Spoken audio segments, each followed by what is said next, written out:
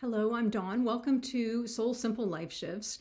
Today I want to discuss another of the shifts that we can make to really have a better experience of our lives. And that is to shift out of simply a mind-based way of engaging with the world around us and ourselves and moving into the way of the heart. And that's not to exclude the mind, but I like to think of this as the mind in service to the heart and soul, or at the very least integrated, as opposed to purely how it's been in the past often, or how many of us were raised, was a very mind-based approach.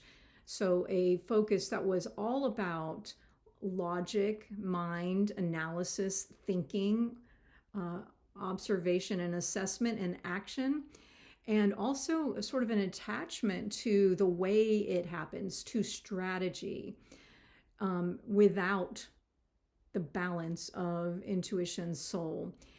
And so this one again is fairly nuanced, and I find it's difficult to talk about because most of us have a lean one way or the other. I like to think that for a long time I did what I called soul and strategy sessions because I do have a gift for strategic planning and thinking outside of the box, and coming up with creative ideas and then putting that into a strategy. And I also worked in publishing, and I was a developmental editor for a lot of authors and helped them to organize their content, which essentially came down to a way of communicating what they were trying to convey, in nonfiction anyway, in an order or sequence that made sense and that led somebody along a path. So I actually do highly value strategy and analysis and thinking. And I also realize that for our world and for our lives, that kind of approach, it fails often because it doesn't take into consideration the fullness of who we are as human beings, with truths we carry, with each our unique essence that is expressed uniquely in different circumstances and different environments. So mind, thinking, analysis focus of the past, moving into heart coherence, being, bliss even in some cases, and inner guidance, intuitive knowing, and then the movement or the shift from attachment to how things unfold, or how control, attachment and control, to the strategy without breathing room or allowing for things to be informed by an organic process or by the soul or by intuitive ways of knowing and being. So the shift is into releasing the attachment to the how and the rigidity of that, giving more space, allowing for new ways of seeing ourselves, being ourselves, and freeing ourselves to emerge within any given context. So the shift is from strictly mind over matter to the heart, and perhaps, if you feel so inclined, to allowing the mind to be in service to the heart. That part I would say is, that's a matter, where you fall on that line is a matter of what you choose in any given area of your life and what feels best to you. And we're all different. I definitely tend to, again, while I can be incredibly strategic in specific areas of my life, and even in just my life planning, and or planning is probably not the right word, my determining how I will live the course of a given day or move through a year or where I'm headed. I'm definitely a visionary, but I also like to create the path to get there, those momentum action pathways. Okay, so I'm going to give you a soul simple life practice.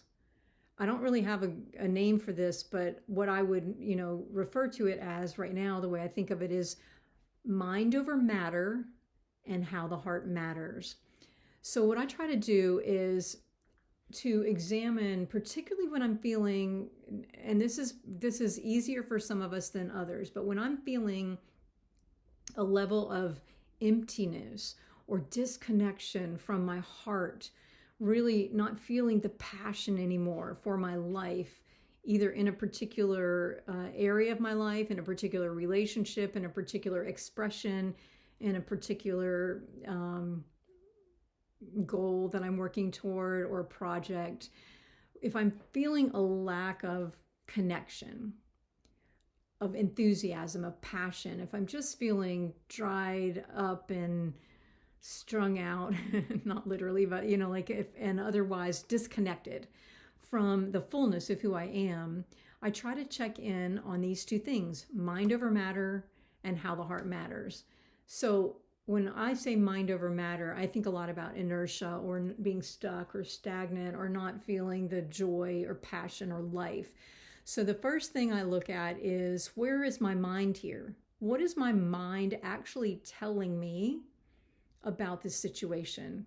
And 9 times out of 10 for myself, my mind is telling me crap. It's telling me you're not good enough, you're a failure, you've messed it up, there's no coming back, you'll never feel like you used to, all of those kind of things. But whatever it is, capture what is your mind telling you about this situation. To take it into a different example, say my partnership is not feeling alive anymore. I feel like it's boring and I don't feel connected. I'm not sure I'm in love anymore. I'm not sure that there's any life here. Well, what is my mind telling me about who I am in this dynamic? What is it telling me about who the other person is? What is it telling me about the circumstances that supposedly cannot be overcome or are hopeless? What am I actually saying to myself? So what is the matter? Okay, what's the situation? What is my mind infusing into that situation? And often right there, just correcting that shift in and of itself will work wonders. But then if you go the step further, once you've done that, you've put your mind over the matter by seeing what your mind is actually doing here, and you choose a different strategy of the mind or a different application of your mental capacity to either literally learn something new or speak something into existence or choose a new way of thinking, a new pattern, and you practice that over like weeks or months, and you make it a habit, which then becomes a behavior. So again, there's lots of depth here. You need to kind of explore on your own how you can implement these changes. But once I've done that, then I step back and I think about how the heart matters in this particular area. So in the relationship, it matters because this is a person I value. I want this person in my life. I want to have a positive experience myself to receive, for there to be reciprocity in this relationship. And I also want to bring good things to this person's life. I want to show up as the best person I can. So how does the heart matter? The heart matters here because in this matter, the heart is important because the heart's going to connect me back to those feelings in a way, or that's my desire anyway, is that the heart, the spark comes back online. So that's how the heart matters. Now, I look at these two things, mind over matter, what I'm now going to tell myself about the situation, and how the heart matters. Why does this matter to me? Why do I want to feel? And by the way, you might determine it doesn't matter anymore to my heart. And then you have to make some choices so that you align your life with what does matter to your heart.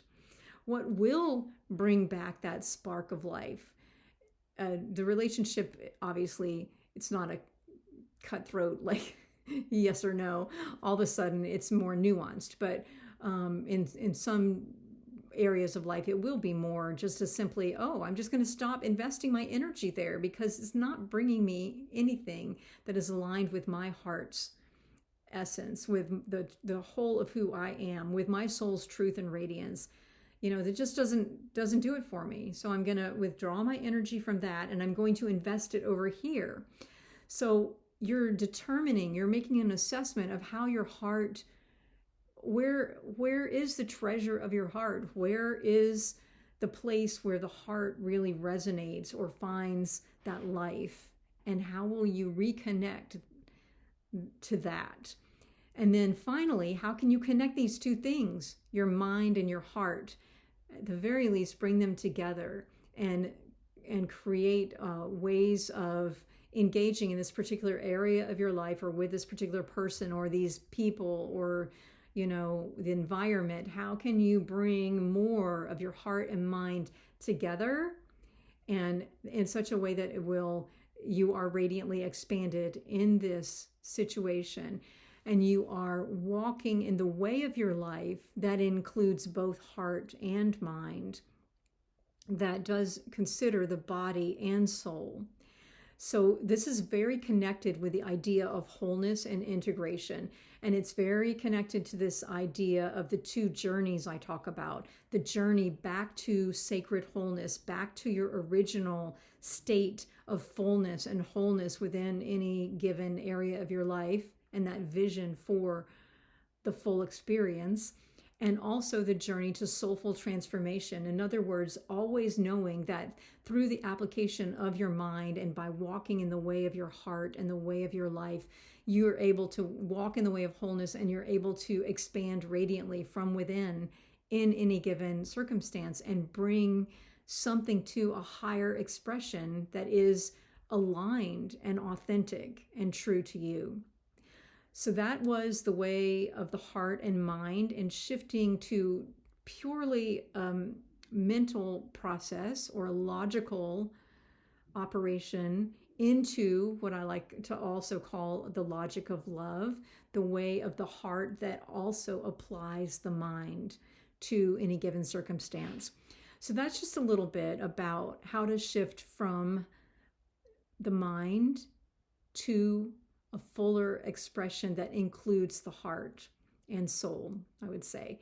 So play with that, see what resonates for you, what brings you more to life, and really find ways to honor the heart and mind in a more fuller way of expressing the whole of who you are, so that you can make your way to a whole new way of seeing yourself, a whole new way of being yourself, a whole new way of freeing yourself in a fuller expression of that self with both heart and mind.